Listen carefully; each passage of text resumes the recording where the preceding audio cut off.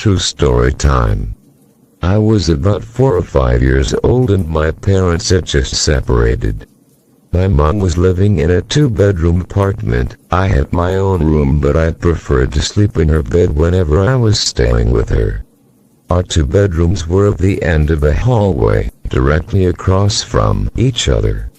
Our apartment was on the 1st floor, and I remember that it was in the middle of the summer and my mom had a window open in her room, which was directly behind the bed, above the headboard.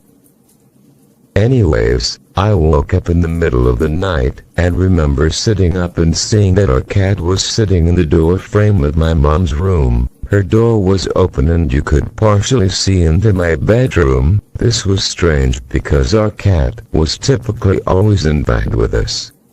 As I was watching him, he walked into my bedroom and meowed.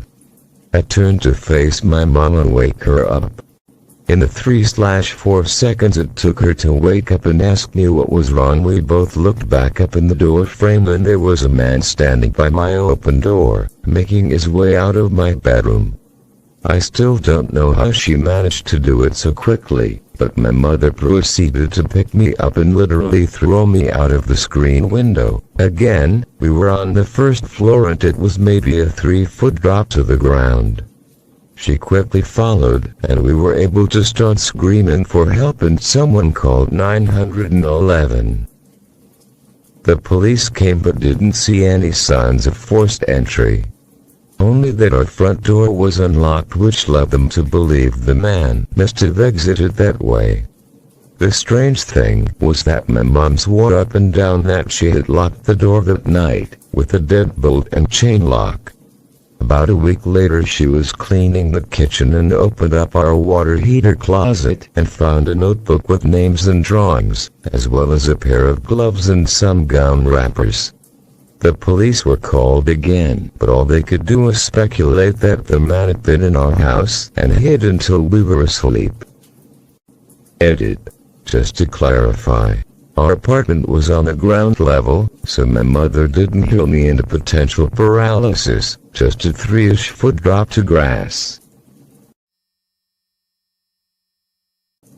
A terrifying, but true story I experienced when I was 12.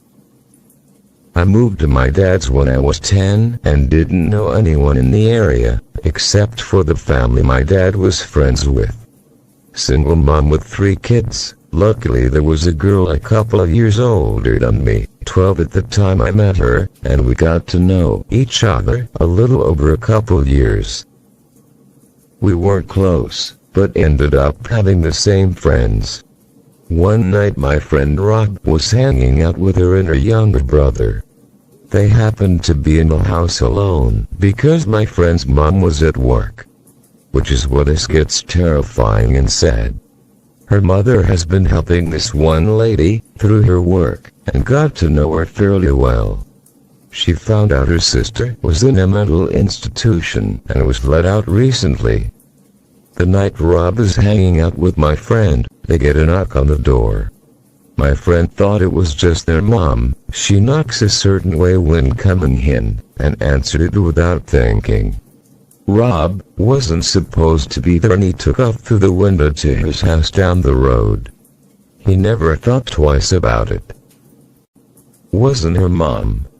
It was the sister of the lady her mom was helping, and she figured out through talking to her sister where her family lived in her mom's working schedule. She came in, and this is where I don't know details and I'm glad I don't. My friend's younger brother got away to the neighbors to call the police. The lady brutally murdered my friend a week from Christmas. Decapitated her, and left her body naked in a bathtub. Hid her head. They had to look through the presents and I don't know where they found it, but they did. I wasn't allowed to go to her funeral.